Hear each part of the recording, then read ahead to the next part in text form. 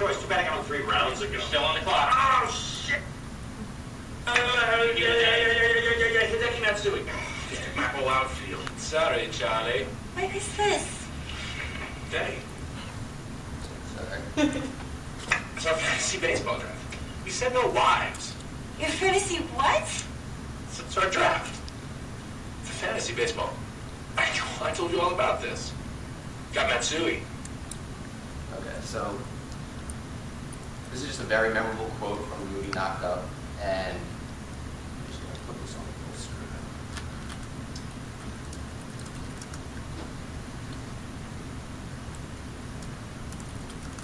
Should be.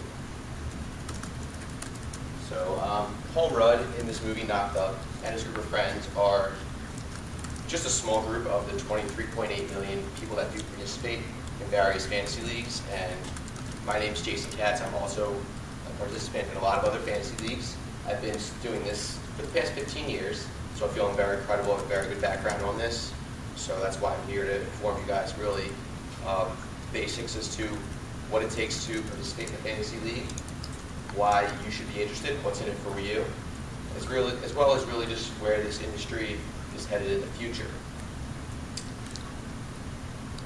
One of the major benefits as well, is, with regards to what this is going to do for you, is it's going to be able to expand any sort of knowledge that you could have with regards to another industry that perhaps you were not already interested in.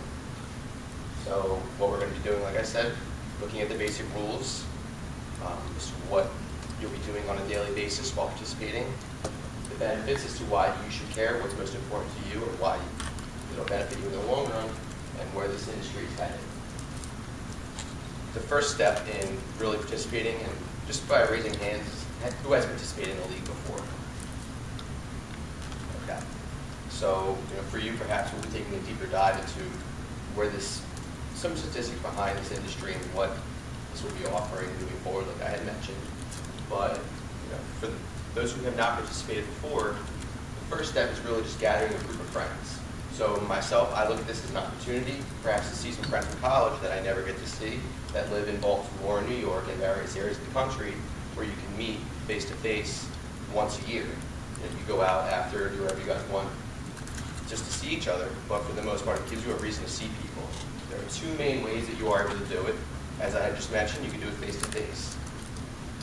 A lot of bars, Buffalo Wild Wings being an example, they are really pushing for you to do your draft at their bar. They understand this is a booming industry, that people are doing this face-to-face, and they want you to do it with them. With that, they're giving you drink specials, food specials, your own special location with a draft board, and even souvenirs. So ideally, you'll take your souvenirs outside and more or less be advertisements for their bar.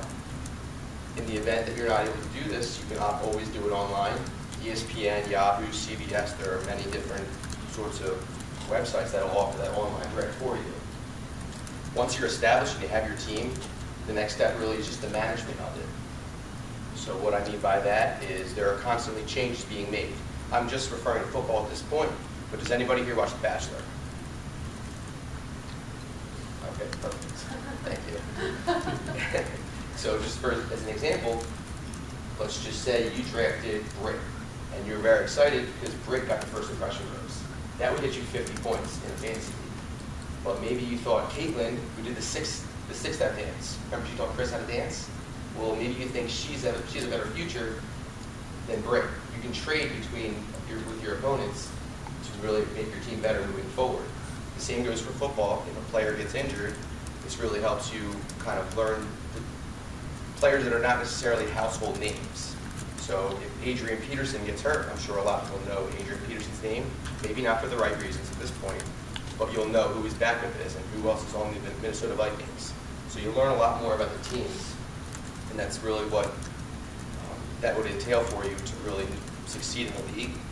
And other ways to keep up, you need to make sure you use Twitter as a very valuable resource, and even ESPN.com. But when it's all said and done, all the, say, 14 weeks are done, it's time for the playoffs, and the top 4 out of maybe 12 teams will advance to the playoffs. And that's where it's do or die. If you win, you continue to advance. In some leagues, continue to, they give you a trophy, or one of mine has a heavyweight belt like Aaron Rodgers uses. So there's always something to really keep the camaraderie going. it's controversial as to whether or not this would be a bad thing for your office, but it's been some research does show that within the office it really does help build camaraderie between employees. And really, if you come in on a Monday morning, you may not be in the best mood, you may be tired from the weekend, but really it gives you something to talk about for maybe the first 15 minutes, and it really does help, quote unquote, uptick in employee productivity. So it is good for the office. It helps really just build a deeper knowledge of something you would not have necessarily been interested in, and keep a positive attitude at work.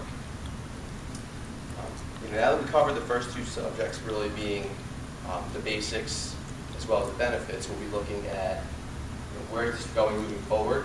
And a key component is the fact that everybody here, I'm assuming, does have an iPhone or a smartphone, and we're fairly dependent on it. And that's really where this is going as well. With regards to ESPN, which is one of the largest contributors to fantasy sports, 68% of all usage this past year was done mobile. So that's not going to stop anytime soon. And when I asked Michael Botler, who recently started participating in fantasy leagues, his thoughts on where this is going moving forward, he did say, with the convenience and flexibility of a mobile device, I can always carry my fantasy football team in my pocket. So he actually won his fantasy league after just recently starting.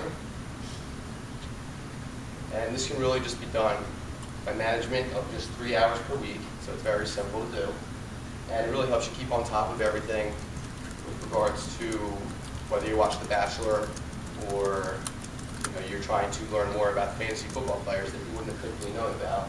And you can see clearly this is moving forward in terms of the mobile devices.